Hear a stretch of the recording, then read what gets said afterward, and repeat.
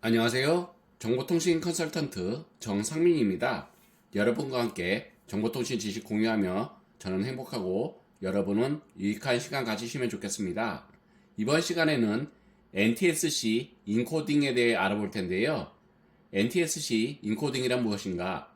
NTSC는 미국 연방통신위원회에서 제정한 아날로그 컬러 텔레비전 색상 인코딩 방식입니다.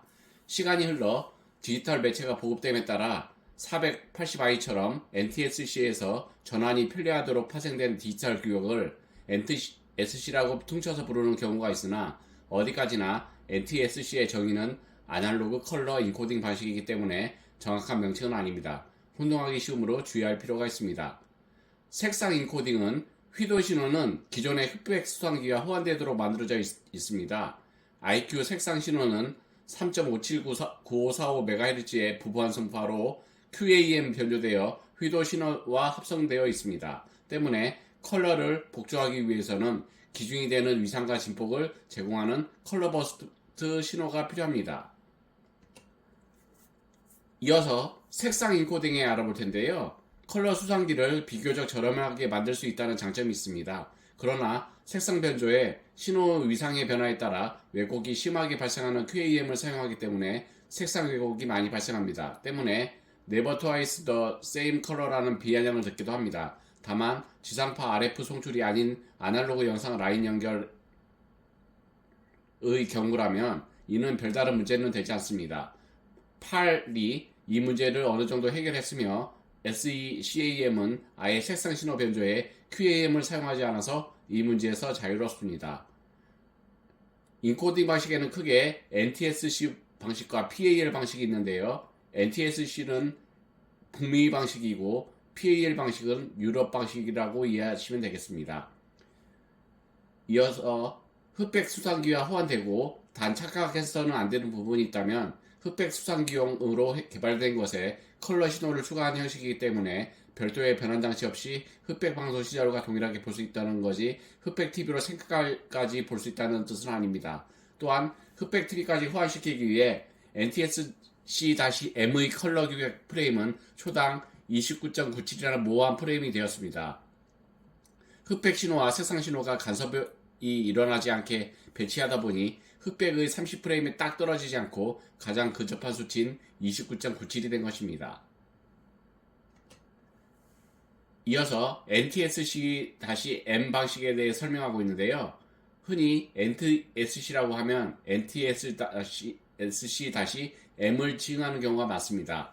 NTSC-M은 CCIR 시스템 M을 기반으로 하여 NTSC 방식의 컬러 신호를 추가한 방송 방식입니다. NTSC-M은 대한민국, 미국, 캐나다, 멕시코, 필리핀, 타이완, 베네수엘라, 미얀마 외 다수 중남미 국가 등에서 대중적으로 사용되고 있습니다. 후속 기술로 디지털 TV 방송 표준인 ATSC가 있는데 이쪽은 사실상 한국 업체가 장악하고 있습니다. NTSC-M은 혼신 방지용 가드밴드를 포함하여 6MHz의 대역폭을 가지고 영상은 VSB로 음향은 WFM으로 전송합니다.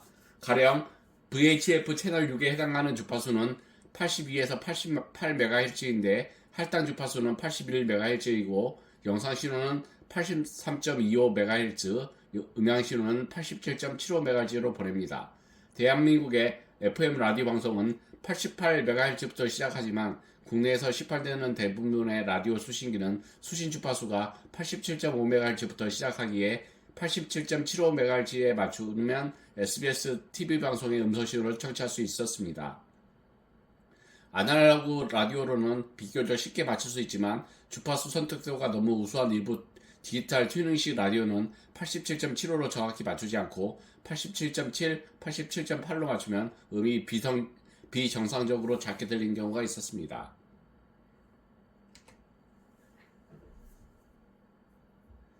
해상도 및 주사율에 대해 설명하고 있는데요.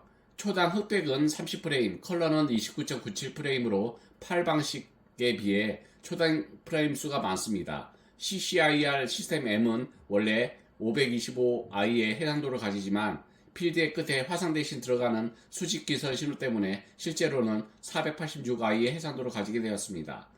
음향은 WB의 FM으로 변제되어 전송됩니다.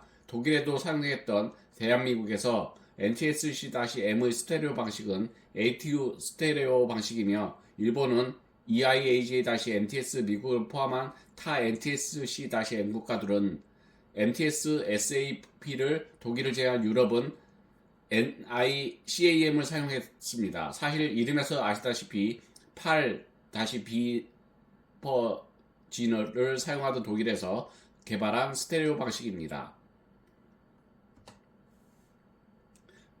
NTSC-M에서 파생된 NTSC-J에 대해 설명하고 있는데요. NTSC-J는 기본 형태인 NTSC-M을 일본이 자국의 흑백 방식인 시스템 J에 맞추어 약간 변형시킨 NTSC-J 방식이 있는데 NTSC-J 방식의 전파 신호를 NTSC-M 규격의 수상기로 신청할 때 색감과 바퀴가 약간 달라지는 점 말고는 호환성의 문제는 없습니다. 즉 주파수만 맞는다면 기본적인 시청에는 지장이 없다는 것입니다. 실제로 일본 국내용 TV 소상기로 한국의 아날로그 방송을 수신하는 데는 지장은 없었습니다.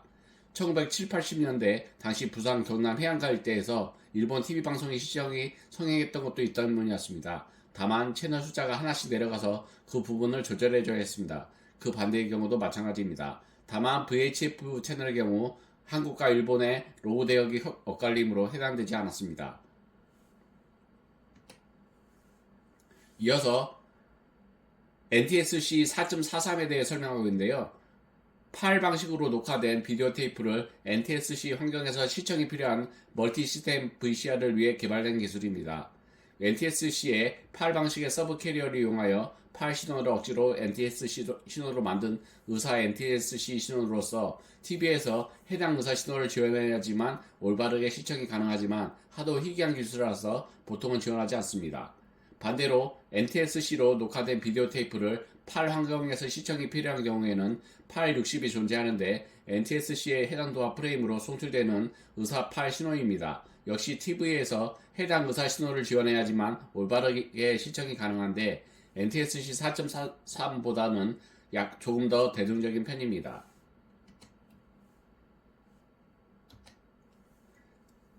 기타로서 참고로 NTSC의 의미는 미국 텔레비전 방송방식 표준화 위원회입니다. 연방통신위원회에 의해 설립되었습니다.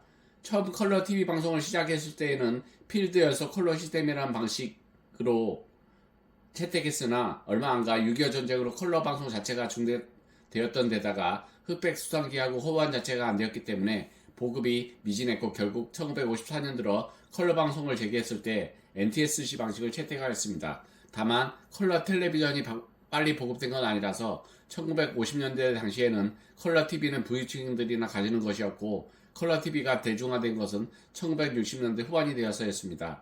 또한 미국의 컬러 방송 초창기에는 컬러 필름 자체가 무척이나 비쌌던지라 흑백 필름으로 녹화해서 컬러 방송 자료들이 제대로 남아있지 않는 상황이라고 합니다. 지금은 전 세계적으로 디지털 방송이 서비스되기 때문에 선진국에선 자취를 감추고 있지만 관련 기술과 예산이 부족한 개발도상국에선 아직도 널리 사용되고 있습니다. 대한민국에서는 2012년 12월 31일 기점으로 지상파 아날로그 방송 송출이 완전 중단되었습니다. 한편 NTSC를 쓰던 대만은 같은 미국 표준인 ATSC를 당초에 채택했다가 철회하고 유럽 표준인 DVB를 채택했고 선순환 변종 NTSC인 NTSC-J를 쓰던 일본은 아예 IAS-DV라는 독자 방식을 개발해서 사용 중입니다.